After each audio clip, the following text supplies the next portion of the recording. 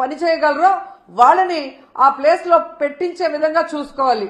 కానీ జగన్ గారిని, భారతి మేడంని, మిగతా వైఎస్ఆర్సీపీ నాయకుల్ని తిట్టడానికే హోంమంత్రి పదవి ఇచ్చినట్టు ఆవిడ మాట్లాడుతున్న మాటలు చూస్తుంటే చాలా సిగ్గుచేటు.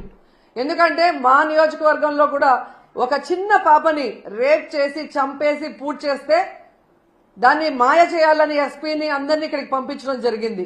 గ్రామస్తులంతా తిరగబడితే ఆ రోజు మేమంతా కూడా వెళ్లిన సందర్భం మీరు చూశారు.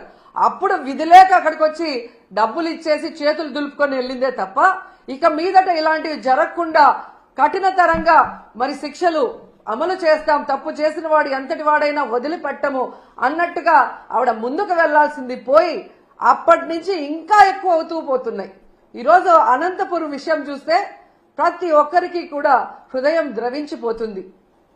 ఒక ఇంటర్ చదువుతున్న తన్మయ్య అనే గిరిజన అమ్మాయి 6 రోజుల ముందర కనిపించకుండా పోయిందని వాళ్ళ తల్లిదండ్రులు కంప్లైంట్ ఇస్తే కంప్లైంట్ ఇవ్వడానికి పోలీస్ స్టేషన్కి వచ్చిన వాళ్ళని ఎంత అవమానంగా వాళ్ళు బిహేవ్ చేశారు.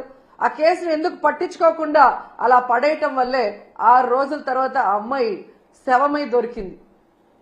అలాగే మీరు చూస్తే పరిటాల సునీత గారి ఒక మహిళ, ఆవిడ నియోజకవర్గంలో ఒక మైనర్ బాలికని 14 మంది తెలుగుదేశం పార్టీ వాళ్ళు కంటిన్యూస్ గా రేప్ చేసుకుంటూ ఉంటే సాక్షి టీవీ, సాక్షి ఛానల్ దాన్ని బయట పెట్టింది.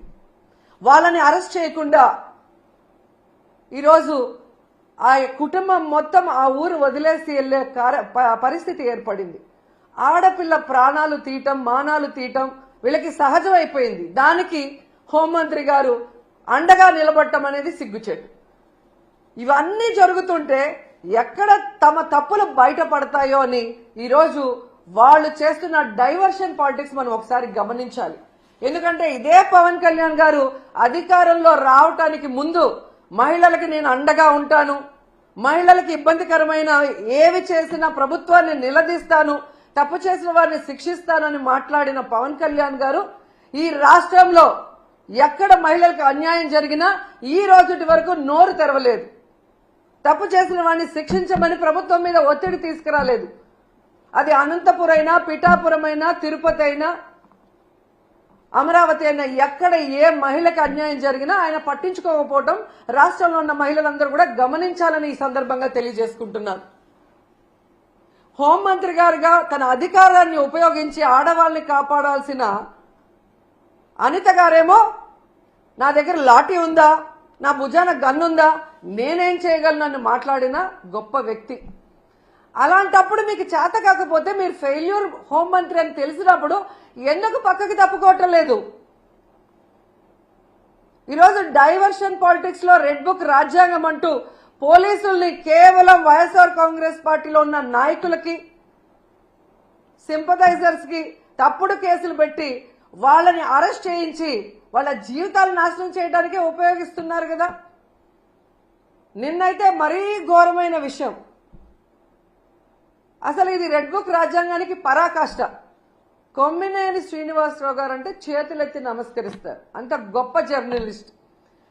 70 ఏళ్ల వయసులో ఆయన మీద ఎస్సీ ఎస్టీ తప్పుడు కేసు పెట్టి ఈరోజు హైదరాబాద్ నుంచి ఎలా మీరు తీసుకొచ్చారో ఈ రాష్ట్ర ప్రజలందరూ కూడా గమనిస్తున్నారు. దీని గురించి మనం నిజంగా చాలా క్లియర్ కట్ గా మాట్లాడుకోవాల్సిన అవసరం ఉంది. ఆంధ్రప్రదేశ్లో ఈరోజు ఎవ్రీ మార్నింగ్ అన్ని పేపర్లో ఉన్న హెడ్లైన్స్ ని డిస్కస్ చేసే క్రమంలో అమరావతిలో ఏ విధంగా రైతుల దగ్గర ఇప్పటికే 50,000 ఎకరాలు లాక్కొని వాళ్ళకి ఇంతవరకు ఏం చేయకుండా ఇంకా 50,000 ఎకరాలు దోచుకొని వాళ్ళు రియల్ ఎస్టేట్ చేసుకోవాలన్న క్రమంలో ముందుకు వెళ్తుంటే అక్కడున్న రైతులు తిరగబడి ఇవ్వకుండా వాళ్ళ మీద ఎదురు తిరుగుతుంటే అది ప్రజలకు తెలియకూడదని దాని మీద సాక్షిలో డిస్కషన్ రావటం అనేది వాళ్ళకి నచ్చలేదు.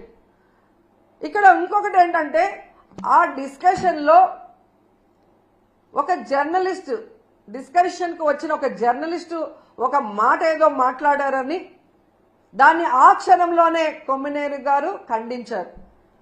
నాకు తెలిసి ఆయన డిస్కషన్స్ లో ఎప్పుడూ కూడా ఎవరూ కూడా తప్పుగా మాట్లాడితే ఆయన ఒప్పుకోరు. వెంటనే